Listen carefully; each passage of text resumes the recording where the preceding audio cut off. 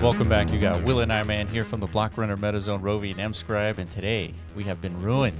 Ruined or ruined? Ruined by Casey Rodarmor. Again. Again. I feel like this has been happening a lot lately.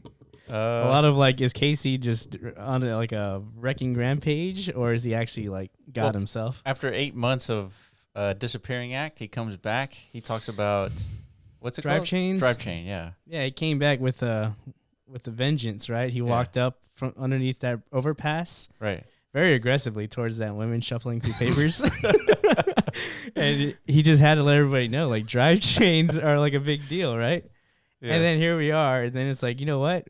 Everything's actually fucked up. Let's renumber everything. Right. And now it's you know what? It's even worse. It's just tokens in general really suck. It's now all the tokens, every single one sucks.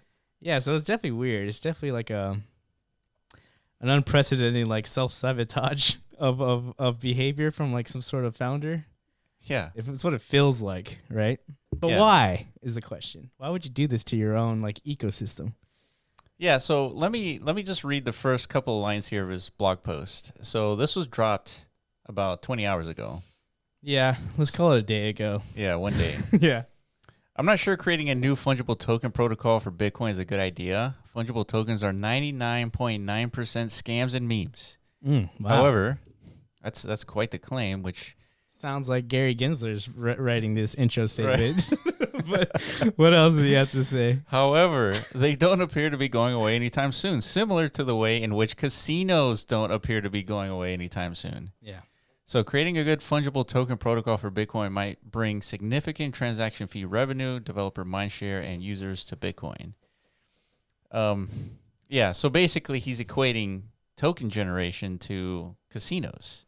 Yeah. And for the most part, he's not wrong.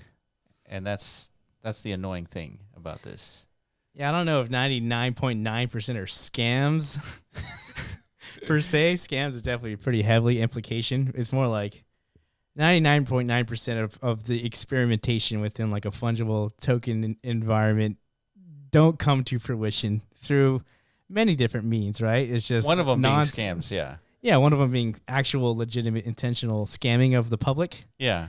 Another one being non-viable sustainability because of just bad design. Yeah. Bad business. Yeah. And just there's a lot of reasons why sometimes these tokens end up failing, but it shouldn't discredit the whole technology sector itself. It's there's no utility, or it just introduces more negativity than positive good, Yeah, you speculated that Casey is an art maximalist. It's starting to feel like it. To a certain extent. Yeah, because you could kind of apply these same this lens to the NFT sector too. 99.9% of the art that was generated during that mania, even though they all propose these sunshine and rainbow vision roadmaps, and 99.9% of them didn't come to fruition. Why? I mean, that's still being figured out right now. Yeah, how do you start a business based around pictures? I don't know. And how do you continue deliver sustainable value out of that? So obviously, you just go look to see what's happening to Frank DeGods and the Utes and the DeGods community. The entire NFT market. Yeah, it's the darlings of that sector, right? The artists, the things that Casey's proposing is this is what Ordinals is about. Yeah, supporting this digital art. Yeah, the blue chips are down 80 to 95%. Yeah, so if you're calling fungible tokens all scams and memes and it's not worthy of support, we need to you need to include fungible and non-fungible tokens are all scams and memes. Yeah, and then exactly. So this is where the idea of self-sabotage comes from. Yeah. It just doesn't make any sense. It is odd. So anyway, in this blog post, he goes through his idea of a rune token, which is based on UTXO sort of scheme instead of an account-based scheme like BRC20 is. So Bob Bodley, I think he probably breaks it down the best. But essentially, so there's a couple of items that I guess runes sort of solves. This UTXO bloat. And then there's a difference between the UTXO model, which BRC20s and runes both use UTXO models. The BRC20 deploys mints and transfers activations, and it leverages an account-based model, whereas runes breaks it into a UTXO model. So an account-based is basically when you have tons of sats, right? Mm-hmm. And the hundreds of millions of sats that people minted out over the last months, Yeah. they were they're in their own individual UTXO.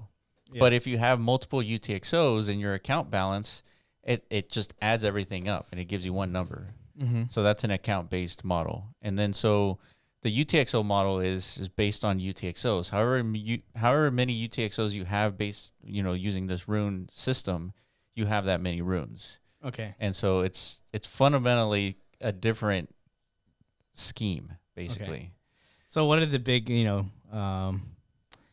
I guess takeaways from either or model? Like why is one superior to the other? Yeah. So we were doing our research on UTXO, and this chart here from 2010 till now, there's a little hockey stick happening at the end here. Yes. And it sort of exploded, right? Typically, like this is like a good indication, but in this specific scenario, you don't want to see this, right? Because it introduces like inefficiencies. That's right. So the real question is like, why would you want to minimize the UTXOs? Well, apparently, the more UTXOs there is, the more inefficiencies are introduced into the whole Bitcoin sending. Makes things more expensive, right? They make it more expensive. Yeah. And non-user friendly, which is obviously the biggest detraction point to all of Web3 is like how un-user friendly like the whole experience is. Right? Yeah, and I was wondering, like, well, what's the big deal besides that? Like in the future, given enough time, each Bitcoin is going to be worth $10 million.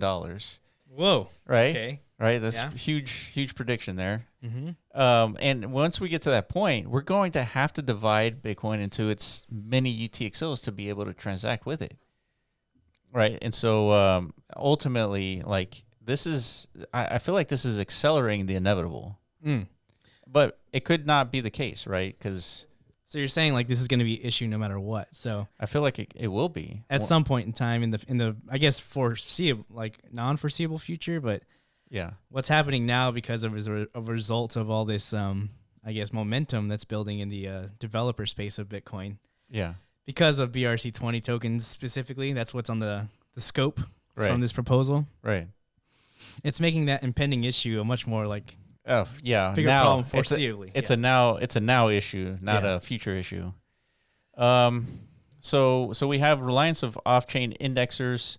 So this is something that Rune sort of minimizes, is the reliance of off-chain indexers, because your UTXO count is now the count of your runes, right? And so data storage is significantly reduced just because the witness data within the ORD envelope is what BRC20 leverages, and then runes leverage the OP return. But there's a consequence to this. The OP return size restriction is 83 bytes. Yeah.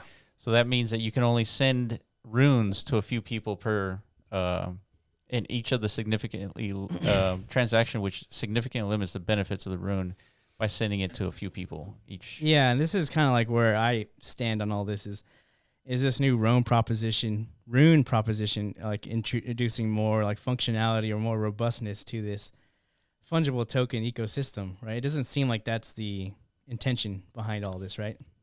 Yeah. It like you were saying, the best way to describe this, we're taking a step back with in comparison to BRC20s, and so this step back, I don't know if it really the cost benefit analysis of taking a step back really is a huge benefit. Yeah, I mean, unless like the core root is trying to address the scaling issues, right? Then which it seems like that has to be the common theme behind Casey's latest, endeavors. Right. I would think. So, but from our perspective as developers in this space, we want, more flexibility, more dynamic ability with these tokens. Yes. Yeah.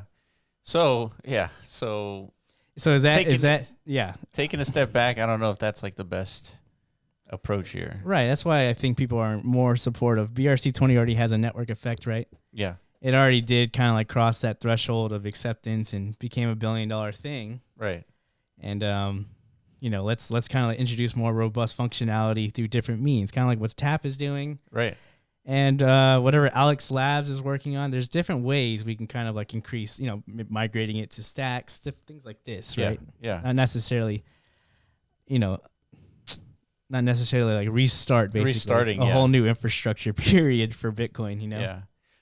We have a couple more links here of people explaining runes, and here's one by, it says Maven's Bot, and just uses sort of like a easier way to explain what runes is using, what is this, an image of RuneScape? Or no, this is a Diablo. Oh, yeah, I'm glad you picked up on that because I thought it was RuneScape too. Yeah, it's Diablo. I mean, it makes no sense. Runes. Tell me you've never played RuneScape before without...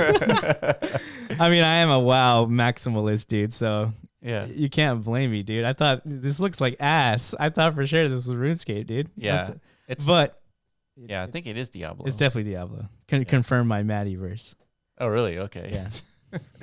All right, so we got another explanation here, and Leonidas, look at that. Look at all those check marks, dude. That's right. So Leonidas is in, I mean, obviously, anytime anything happens in Ordinals, we got to check in. Oh, yeah. With Leonidas. How does he feel about, because he kind of like dictates a lot of the sentiment in the space, right? Right, so, right. He's got quite the influencer status, right? So what does Leonidas think about this idea, Yeah, so apparently it's Degen approved, technically sound. It came from Casey's brain. Wow. And Laser Eyes already coping. Damn. So this is, just a few days ago, we were talking about, I guess, what was another Casey's update a few days ago? Renumbering? Oh, yeah, renumbering. That's right. Yeah. And so Leonidas was against that. So we got opposite, Yeah. So I guess, some things coming from Casey's brains in this scenario, like they're not great. But in the other time is like not a check mark, right? So yeah, a little bit of inconsistency there, just a tad. Yeah, but it just kind of gives you, I don't know, man. This whole like debacle is just it definitely muddies up the whole perception of Ordinals and like how like just non cohesive and like uniform this whole effort has become. Yeah. There's a lot of stratification of like belief and like direction. I don't know if Casey anticipated fungible tokens being so readily adopted on top of Bitcoin. Yeah, it seems like the Sats mint was kind of like what alarmed everybody potentially. Yeah. Because, that was just one token where like people were competitively trying to, secure a good bag of such. You can envision a future, extrapolate, if this fungible token ecosystem matures. And all of a sudden, we have all these launchpad vehicles to launch projects and stuff and new tokens. Sure. You're going to have like sat launches, multiple of them, like daily basis. Like, what is that going to do? Right. Yeah. As far as not like only negative that, consequences. For sats in particular, it represents over half of the inscriptions. Yeah. Right. So a fungible token, the token that the type of token Casey doesn't like, represents over half of, Ordinals. And, it's just kind of poetic. To a certain extent. Yeah, so I guess this is a question of like the community not understanding Casey's like vision entirely. I guess, his blog posts are not exactly 100% clear. Yeah. They're not, it's not obvious like what is happening here. No, and I think that's by design because I don't think he wants to put too much like direction, not to make it like be interpreted as if he's like just wants to be this overlord. Mm-hmm. Spec dictator, right? Sure. On the entire ecosystem, right? It's just kind of like here's an issue, here's a potential way to solve it. You guys can either do it or not, right? And the response has been, people are fucking doing it. Yeah, they're doing it, but we got shots fired first. Yeah. So Raph, he says being a rune trader sounds so much cooler than being a BRC20 trader. I mean, what do you think? It definitely sounds cooler. Does it? Being cool is half the battle, guys. Yeah, I mean, I guess from like what's gonna sound cooler to like I don't know, like a regular person. I guess a degen trader is like I'm a rune trader. Sounds cooler. I guess, but the point is like they're taking direct shots at BRC20 here. Like, their own like ecosystem darling, and it's interesting. I don't know if Domo's like chimed in on this yet. Yeah, no, I don't think so weird. yet. All right, so we got some developments here. So 69U says Casey runes are a ripoff to ARC20. Yeah. So we covered Atomical's last Ordinals takeover update. Yeah. It's like a proof of work mechanism to introducing new tokens that are, Yeah, I think 69U is the guy who created Atomicals. So there's a lot of there's some indication here on Twitter, like there's like a pathway of discovery from Casey Rodarmor is like, hey, these ARC20 tokens are interesting. I like the UTXO model, right, that they are leveraging. Yeah. It seems more efficient. So you know what? I don't like fungible tokens and how they're kind of like polluting or bloating the network. So so now they discovered this new more efficient process. Yeah, with how much effort Casey put into like this whole design, it might have come from Atomicals. He was like, hey, you know what? This is a better model to reduce the bloat. And it's like, I did this. Pretty much like that meme. Yeah. I mean, I don't see why. That's very possible. We've already seen this happen like multiple times.